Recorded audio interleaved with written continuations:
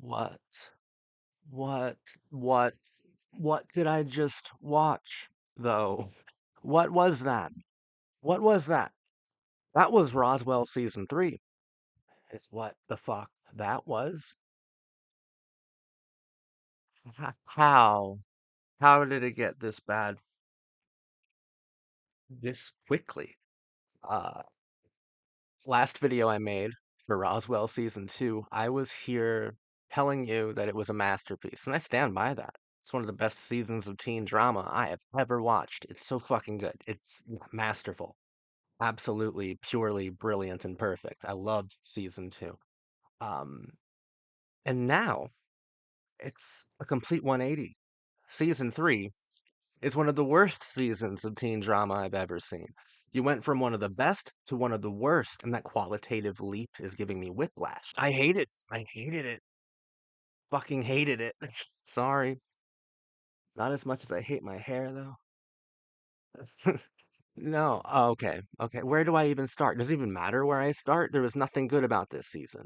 Well, I mean, let's start at the first episode. Let's talk about some stuff that might be of interest or value to us. Jason Katims, Ronald D. Moore, David Nutter, these are the big people behind this series. Possibly the most important person is likely Jason Katims, as he developed it, created it. And before Roswell, he worked on My So-Called Life with Winnie Holtzman, and My So-Called Life is so fucking good. It's just amazing. And after Roswell, he worked on and co-developed Friday Night Lights with Peter Berg. And the very first episode of the third season is quite revealing, like compositionally. There's a lot of handheld camera work done. The color grading's very intense. It's a nearly documentary style approach. It feels grittier and it feels more immediate and urgent, which is exactly how Friday Night Lights was filmed. So this the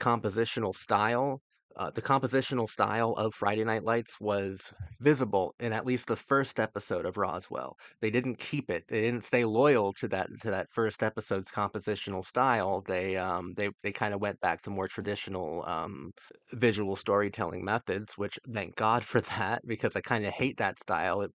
To be honest, it was my biggest criticism of Friday Night Lights, but go watch my Friday Night Lights analysis videos if you want to know why I hate that handheld documentary style approach when it comes to teen drama. Um, I just think it's very interesting seeing like, oh shit, Jason Katims was already experimenting with this uh, different sort of approach, visual approach, even back then, back in 2001.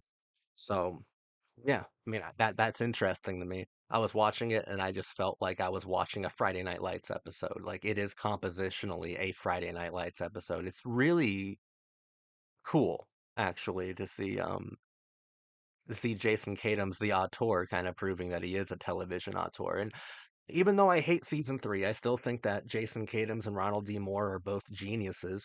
I just am having difficulty comprehending, evaluating just how bad season three got. Like, season three of Roswell feels like season six of any other show. It feels like bottom of the barrel ideas. I'm normally a lot more charitable to shows in their later seasons from like season six to eight, if they get that far, because that's kind of when the writers start to go a little kooky, a little mad, a little stir crazy, and start throwing everything at the wall and doing every silly, stupid idea that they have, having fun with it, I guess. But that shouldn't happen in season three. Seasons one through four should be your show at its peak, and season three of Roswell feels like season six of any other teen drama. It feels like they've run out of ideas really early on in the game. And the ideas that were still ongoing, the narratives that were still ongoing that carried over from the first and second season, they completely wasted, you know? Like I liked that I missed Tess so much. That's good. You had me miss like an antagonistic character. That's great. But then when she reappears in the third season of Roswell, just to do some stupid self-sacrificing murder thing, uh, getting killed. That's so dumb. I don't know. I just hated it. It was so dumb. The only thing I liked about Tess coming back were her interactions with Kyle and Kyle's father. That's it. That dynamic was the only interesting part. Everything was so wasted. The baby was wasted because Max spends this entire time looking for his baby. And the second he gets the baby, he gives it up. And then the final episode, look, I think that it should have been called Copium or something. Like they knew it was their last one, and the writers and the actors all seemed pretty fucking equally relieved and frustrated with the show itself, and I totally understand that feeling. The last episode was a fucking mess. The entire season is a mess. All right, and I remember back in season one, I said I'd like it if Isabel was the spotlight of the entire show because Katherine Heigl's a star, and I'm practically obsessed with her. I still stand by that, and Isabel has like a larger role to play in the third season. I just hate everything they did with her.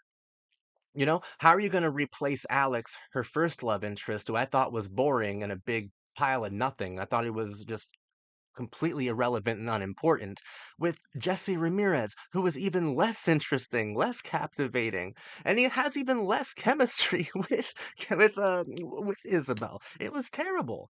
It was terrible. Yeah, I would have loved to see more Isabel if we had followed the, the the buildup of the character from the first two seasons. All of a sudden, in the third season, she's not acting like a 18 or 19-year-old girl. She's acting like a 34-year-old housewife. What the fuck happened? What the fuck happened? Like, I was trying to be so kind to how they were treating Isabel and the other characters. So in my mind, I was like, well, this makes sense. And it does make sense slightly for the character because, as we've covered before, Isabel's extremely lonely, this glacial beauty who really just wants to open up and be herself and to kind of liberate herself emotionally and just be that wholesome woman that she wants to be. So, like, it makes sense that she would get married, but it doesn't make sense that she would get married to someone she only knew for like a couple months. It doesn't make any, the marriage doesn't make any sense. There's no logical sense in this entire show. It's almost as if Jason Katims, Ronald D. Moore, and company were deliberately trying to destroy their own project. It's like kamikaze here. Like they're deliberately trying to get canceled. Because nothing about the third season makes me think that anyone was taking this seriously anymore, apart from possibly the actors. Like the writers and the creatives, like they weren't even trying. There was nothing good. And some of the plot lines, some of the episodes were just so poorly designed that I have to think it's deliberate, especially if it's coming from a place of genius. As I've covered, I think Jason Katims and Ronald D. Moore are both genius television auteurs. So if these are done so miserably after I saw Katims do it pretty well in season one, and then the two of them, Moore and Katims together, doing it masterfully in season two, I'm left to assume exclusively that season three is a deliberate misfire, like a calculated failure. And it's like, are you just trying to fuck with the network, fuck with the audience, fuck with me? You know, fuck with the characters? It didn't make any sort of sense. Or did they get these studio notes that they had to follow, and every single note on every single page was just absurd, was just ridiculous, foolish, just completely fucking superficial and dumb? Like, did you have to, like, was that could be a scenario, you know? It's part of making television. I don't know how they could have gone so terribly wrong. At least Shiri Appleby is still spot on. I'm so impressed by her performance overall. Liz Parker, I thought became the most interesting character of the whole show in the second season. Um, I thought she became the true existentialist hero, kind of dethroning King Max in my mind from that sacred spot. Like Liz Parker is probably one of my favorite television characters of all time, based like specifically exclusively on the second season. The third season, nobody got out of this all right. Every character lost a large amount of dignity through all the stupid, messy shit that the writers forced them to go through. But performance-wise, Shiri Appleby is saying all these ridiculous things and moving all these absurd plot lines forward with a sort of commitment that I think is just commendable and admirable. I loved Shiri Appleby throughout this entire show. She's a legend in my eyes now. And Max Baer was great too. I'm sorry, Max Bear. Dude, he is so Max that I just think he's Max now. Like, Jesus, like Jason Bear.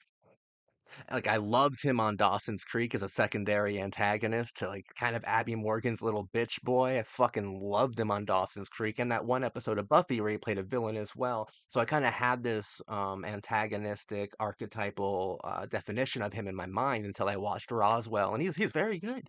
He's very good. He commits to the bit, even when it gets super fucking stupid and ridiculous. And I think he's very attractive as well. So he's like fun to look at too. He's just as fun to look at as Shiri or Catherine were.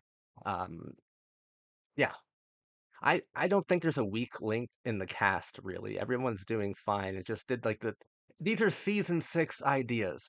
All right, Maria going to New York and refusing to sell out to like a pop music label. Like that's a season six idea. That's so awful. Isabel getting married to some random fucking lawyer is a season six idea, and Kavar coming to their honeymoon. These are all season six ideas. What the fuck happened?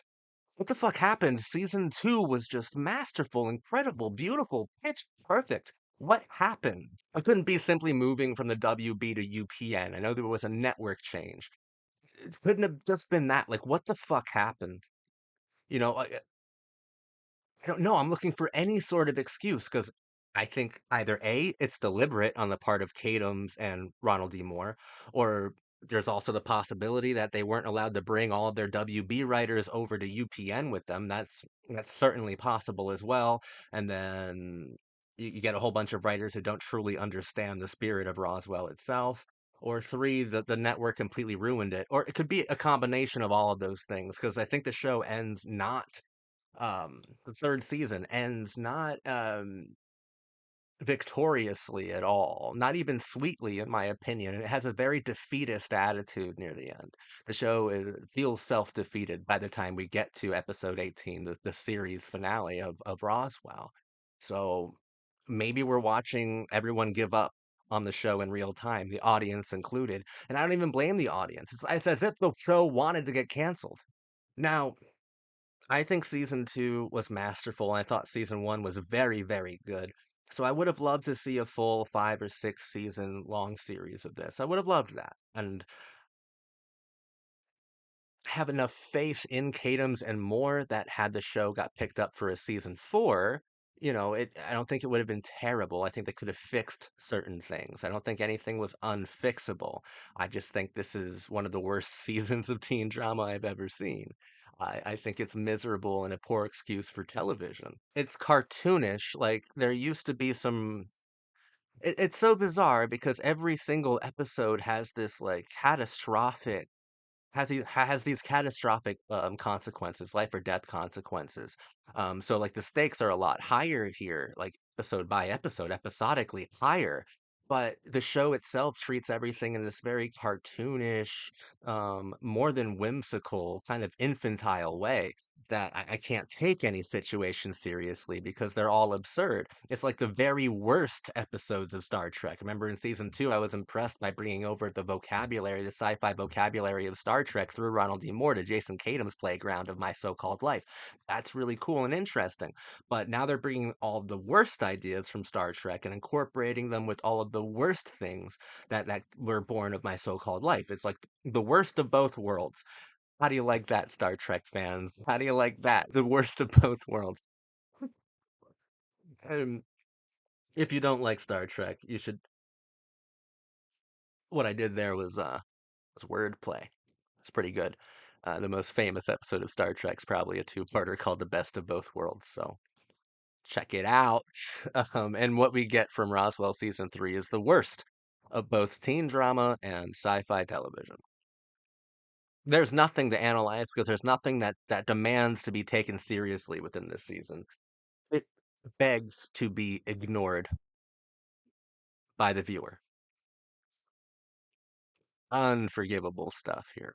And it's quite tragic. Like imagine what could have been. Imagine a world where people did tune into Roswell, right? Where a lot of people tuned into Roswell, where it had as much network support and viewership as something like Buffy the Vampire Slayer did.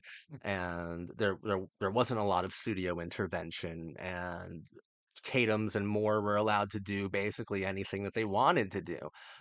Just imagine that. Imagine like the bangers that we could have got from that.